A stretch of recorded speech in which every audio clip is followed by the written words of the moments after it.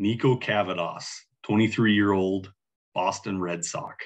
He might be one of those players that I don't care what he's going to do in the future. I'm in love with him now. He is a little bit old, little touch old. And that's funny to say to it. He's actually 24-year-old as of 5 days ago, but that's okay. He did touch AA this year. Ross, would you like to jump through the stats on this one? Yeah.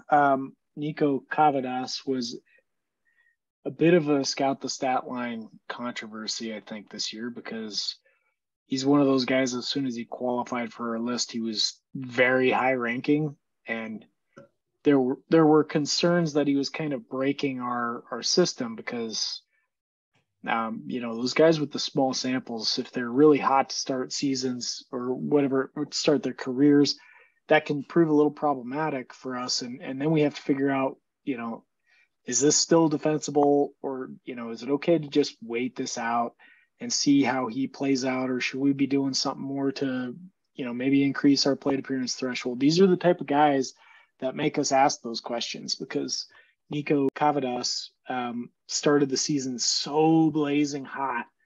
And I want to step through all the levels of the minor leagues, because he played this season as a 23-year-old. Yeah. But he was in the low minors. And these numbers are pretty mind-blowing. So that's why, he popped up into the top 10. I think he was top 5 for a minute there. But at single A, he hit 287 with a 453 OBP and a 609 slugging percentage, a 1062 OPS. So he was off to a great start. He got promoted. Immediately, I was thinking, here's a test. This is good. This is good to see what he's actually capable of. He continued to mash.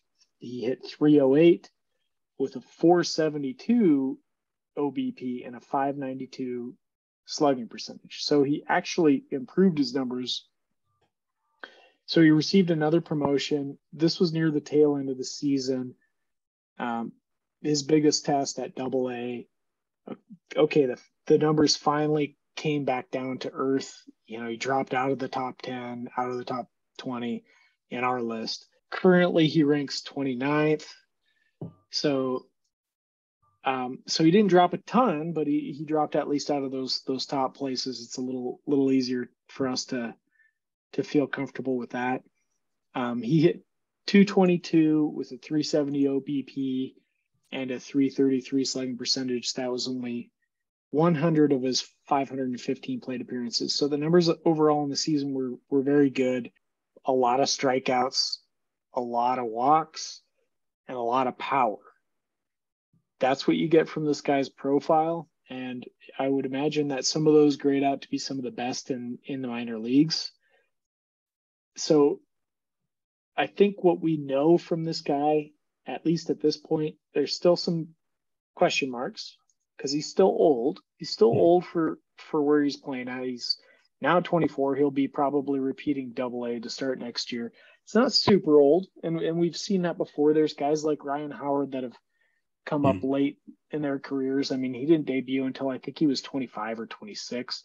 And then he hit 50 bombs. He was ready to go.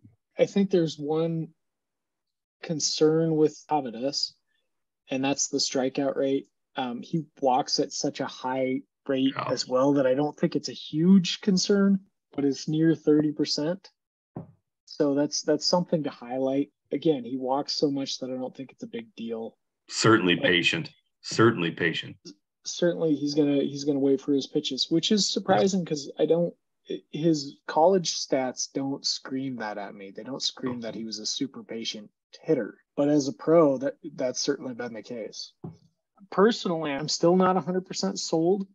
But I mean, even going back into his college career, his last season at Notre Dame, he slugged 767. It's insane. Yeah. Somehow this guy just continued flying under the radar. So I guess my perspective is he's underrated, but I'm still not 100% sold on him anyway. He was an 11th round draft pick, 316 overall out of Notre Dame. Like you said, he's just getting slept on. Like, nobody looks at what he just does with the bat. That bat is phenomenal. The hiccup in Double-A, I'll take that. That was 81 at bats.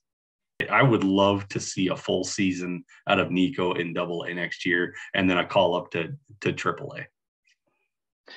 I think at his age, he's a guy, they might move him right past Triple-A and say, let's see what this guy does at the professional level. And he's one of those guys that I just don't know. Like I said, I'm in wait and see mode, but he could come into the major leagues and mash too.